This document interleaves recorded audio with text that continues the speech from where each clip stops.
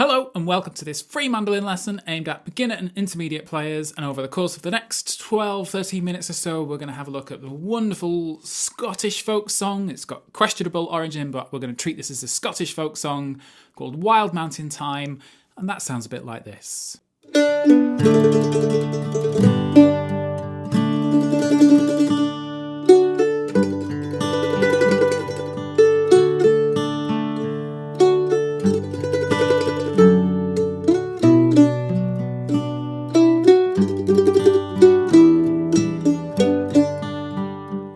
It's a beautiful song, so we're going to learn what is essentially the beginner melody first. We'll talk about adding some tremolo. We'll talk about the chords, because it's also a song, so you're likely to need to accompany someone singing it. And then we're going to finish the lesson with a couple of intermediate variations. We're going to add some crosspicking, and we're going to add some chords, and that will hopefully sound a bit like this.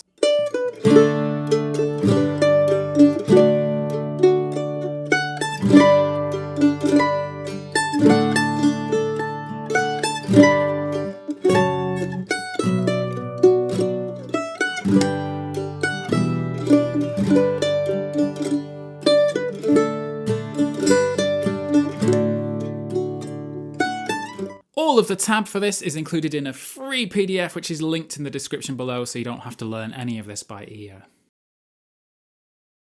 Let's start with what is essentially the basic melody. It's not the most difficult tune. It's in D. We're in the key of D in this lesson, because that is the key that suits the mandolin the best for this song. You could do this in any key. Singer normally chooses, but there's no singer, so we're just going to choose D. And we're down here to start with.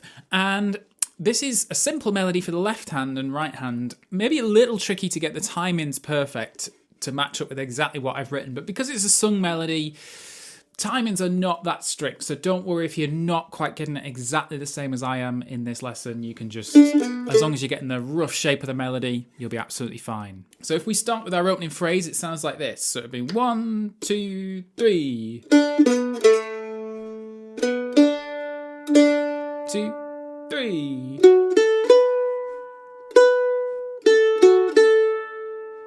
So that's the first line of the music. Let's play that again, because there's not much to learn for this tune. If we try it again. 1, 2, 3. 2, 3.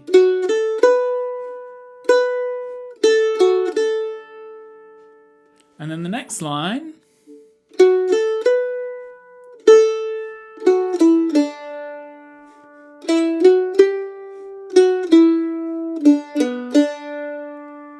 So if we try that second line again with the last two notes of the first line, it'd be 1, 2, 3.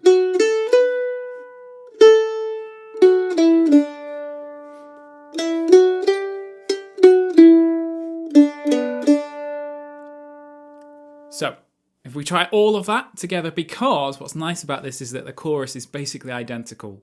So just because I want to get through this lesson, I want to get a lot of information in this lesson, let's just play that 2 lines again, and then we'll have a look at the chords. So from the top, and I'll overdub a guitar so you can hear the guitar playing with it as well.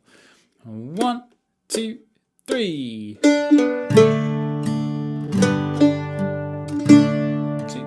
3.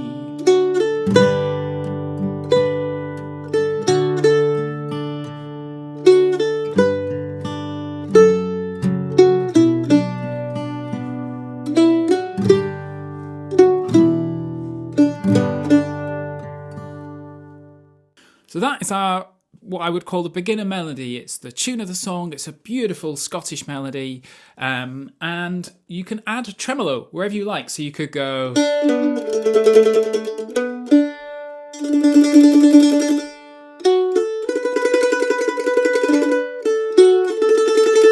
Tremolo is up to you, so I'm not going to dwell on it too much, but feel free to add tremolo to make that melody a bit more full. And now the chords. It's worth learning the chords as well, because you are likely to need to accompany a singer if you ever come across this song in a session. So we're in D, so there's lots of Ds and Gs, so hopefully they're not too tricky for you. So just the basic 2002 D and the 0023 G. Our minor chords are a little trickier. E minor's not so bad because it's very close to a G chord. 0, 2, 2, 3. So you're just making your index finger catch an extra note. And then B minor. B minor is actually the same shape as E minor, moved down here. 4, 4, 5. So if you play E minor and then move it down to the 4, 4, 5, that gives you a B minor. So E minor, B minor. And then F sharp minor, this is a useful chord to know. I'm trying to do it with the first two fingers, even though it's down the neck here. It's useful to think of this as a 2-finger chord. It's 6, 4, 0, and 0 if you catch it, but ideally just 6, 4, 0. So in the context of this song, you're going to need to go from a G to an F sharp minor to a B minor. So it's worth just practicing before you try the song. G, F sharp minor, B minor. G, F sharp minor, B minor. Almost to the point that's muscle memory and you don't need to think about it. Just keep doing that round. And then rhythm-wise, bass and strum is always your starting point. So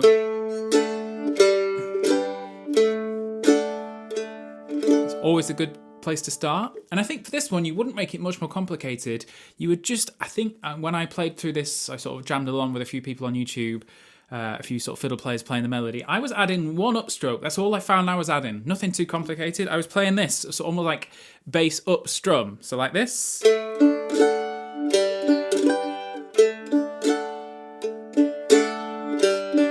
So bass up strum, and I've written it out in the PDF. So bass up strum, G up strum, D up strum. That seems to be what I naturally played when I accompanied someone. So let's have a jam of the song. I will split screen 2 mandolins, one playing the melody, one playing the chords, and I'll also overdub a guitar like I have done with all the recording, because it's really nice with a guitar. You always kind of hear it with a guitar. So just once through, because I want to get onto the intermediate melodies, but a split screen mandolin, and here we go. 1, 2, 3.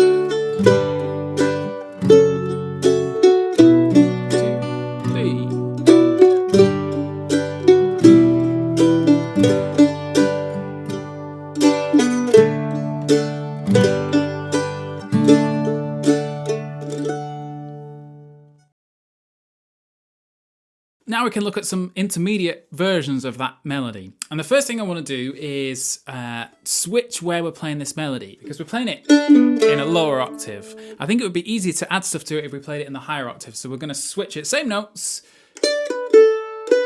We're going to go up the octave. And what that does is it frees up the lower strings to add some crosspick notes. And by crosspick, this is a loose version of crosspick, not the Jesse McReynolds style. Just what we're trying to do is fill the gaps. So you've got 1, 2, 2. So you've almost got 3 gaps there where you could add some notes, so we can try to anyway. So that's how I get to my arrangement. So if I take the opening phrase, instead of, I can do this.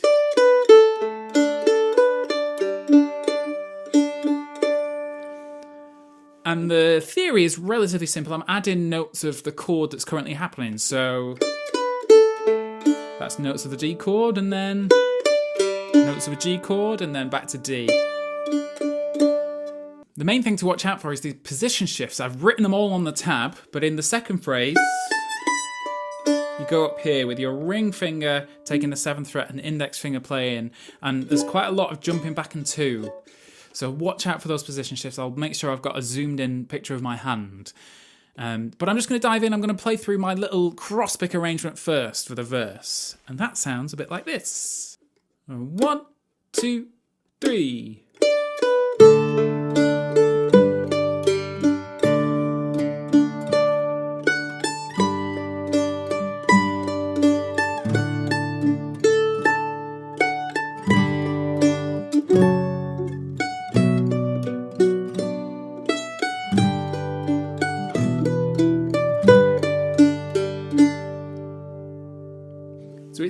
quite tricky, might take you a while. It's all the information's there on the tab.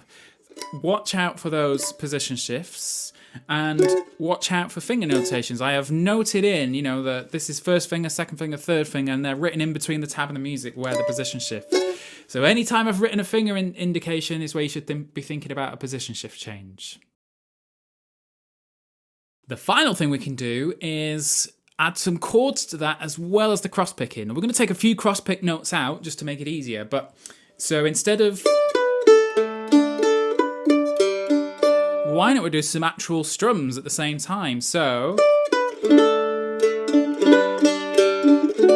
we're almost accompanying ourselves whilst playing the melody and filling in the gaps. There's three things going on. And I'll just go through this phrase by phrase so you can see it up close. So it starts like this.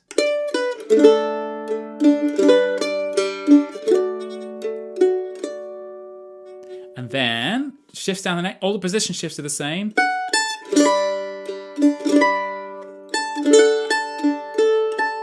So you see we go down here with it, and then back, and then we've got another position shift.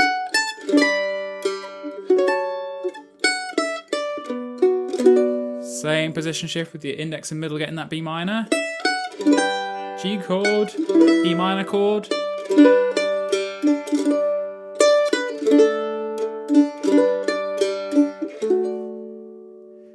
So I'll play that one more time. So this is the chord version. I've put it as the, if you're doing an arrangement, maybe your cross-pick version is the verse and the chord version is the chorus to give it a lift. So just to finish this, we'll bring that guitar back on top so you can hear it in all its glory. So this is the chord version. So we're accompanying ourselves, we're cross-picking, and we're playing the melody, all in the key of D for Wild Mountain Thyme after 3. 1, 2, 3.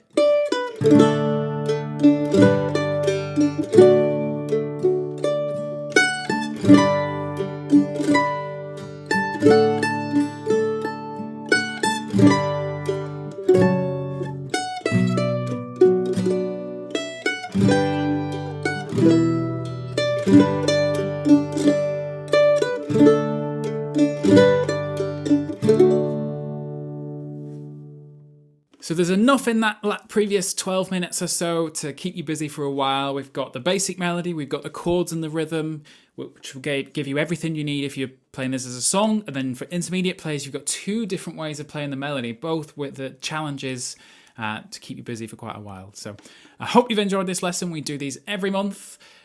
So please hit like and subscribe while you're here, or head over to mandomike.com for all of the other free lessons we've ever done. And we'll see you next month.